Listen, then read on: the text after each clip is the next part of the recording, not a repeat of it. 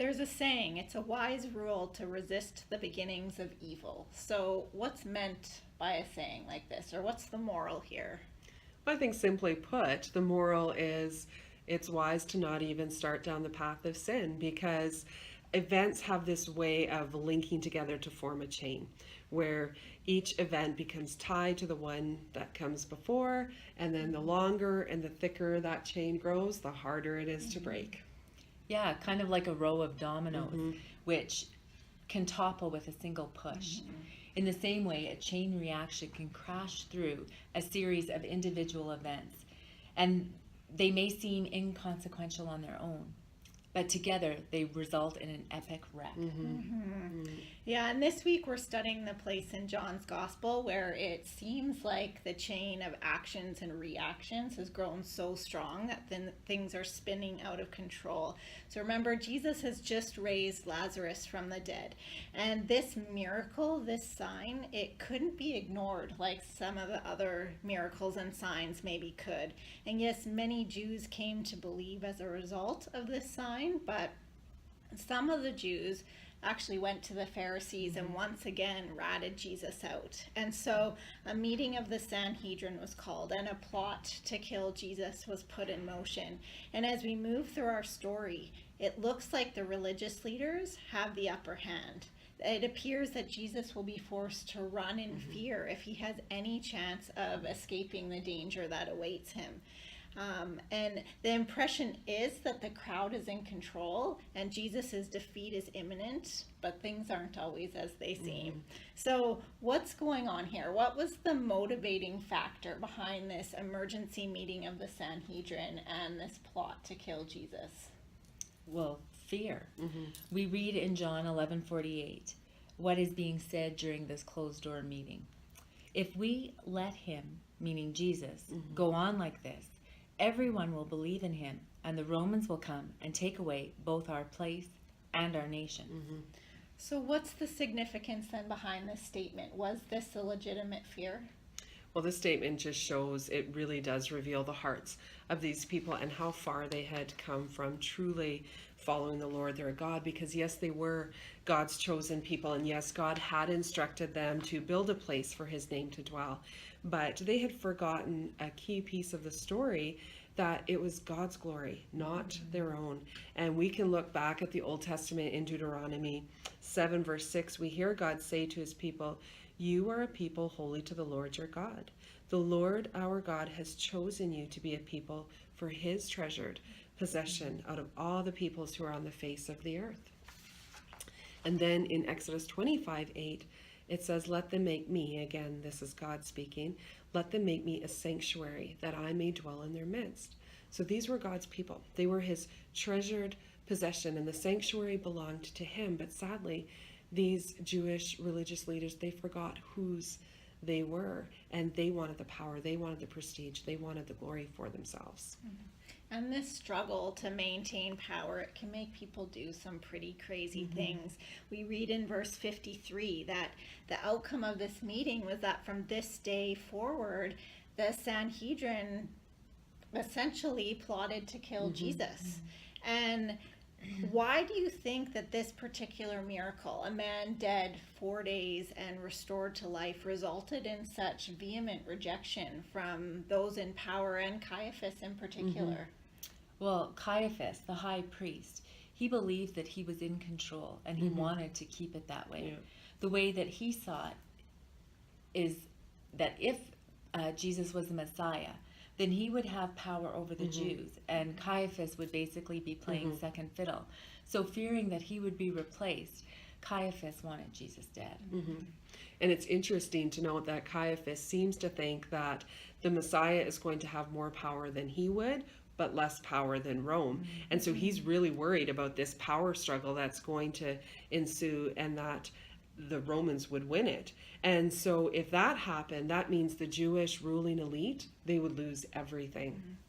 Yeah, absolutely. And although Caiaphas might have been blind, he was shrewd. And so he proposed a solution, a scapegoat. Let's pick one person to die on behalf of the many. And if that one person was Jesus, then the status quo could remain the same, or so he thought. So how did Caiaphas get the rest of the leading council on board? Well, we read his words in verses 49 to 52. He's speaking here to the members of the Sanhedrin and says, "You know nothing at all, nor do you understand that it is better for you that one man should die for the people, not that the whole nation should perish." So he didn't say this of his own accord, but being the high priest that year, he prophesied that Jesus would die for the nation, and not for the nation only, but also to gather into the children of God who were scattered abroad. Yeah, and this idea of a scapegoat, it wasn't a particularly original idea. So where else in Scripture do we glimpse a similar line of thinking? Well, back in John 7:52, if we remember, the Jewish rulers, they were angry that some of the people were believing in Jesus, and they said no prophet comes from Galilee. But they were wrong, because Jonah came from Galilee. And the story of Jonah is God commanded Jonah to go preach to Nineveh.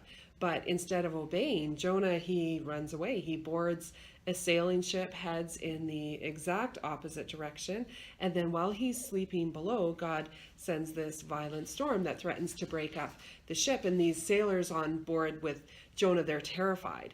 And so they start casting lots to see who is responsible for this storm that we're in the middle of. And the lot fell to Jonah. So when they found out, they worshiped the Lord, the God of heaven, who made the land and the sea, and they were even more afraid. And Jonah, he knew it was his fault, that the storm had kind of come upon them all. So he said, "Throw me into the sea." And after trying everything else, the sailors, they finally agree. They throw Jonah overboard, and immediately the sea grows calm. For the fishermen to save themselves, they knew that Jonah had to go. And the ruling elite in Jesus' day felt the same way about Jesus. And just as the men on the boat thought that they could control the fate of Jonah, the Jewish ruling council believed that Jesus' fate rests solely in their hands. But to read this passage in John and think that Jesus was swept up in an unstoppable chain of actions and reactions beyond his ability to control is the furthest thing from the truth. Historical Jesus anchored himself in history because it is his story. Jesus was not swept along with the tides of human plans and events. He came to live out the plan, the plan that had been in place since before the creation of the world. It was better for one man to die for the people, and he was the man who would die for his people so that all people could be his people. And we read at the end of the passage that because of this plot on his life, Jesus withdrew to a secluded region where he stayed with his disciples.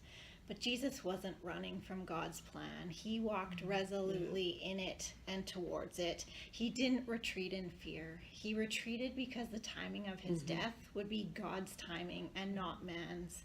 And when the time was right, the world would see that while it appeared he spent 3 days swallowed up in the belly of death, he actually went down in a victory march of proclamation. Life had defeated death, and any chains that bound Jesus were chains that he allowed so that they wouldn't bind us. Yes. And we can read in Hebrews 2:14-15, "Since therefore the children share in flesh and blood, he himself," meaning Jesus, "likewise partook of the same things, that through death he might destroy the one who has the power of death, that is the devil, and deliver all those who through fear of death were subject to lifelong slavery." So once again, John's gospel shines the light on us. Will we bring the chains that bind us to the only chain breaker and allow him to destroy them? Will we link our chain to his? Or, like the Pharisees, will we hold on to the ways of this world and ultimately be swept away by it? Something to think on as we close for the day. Bye for now. Bye. See ya.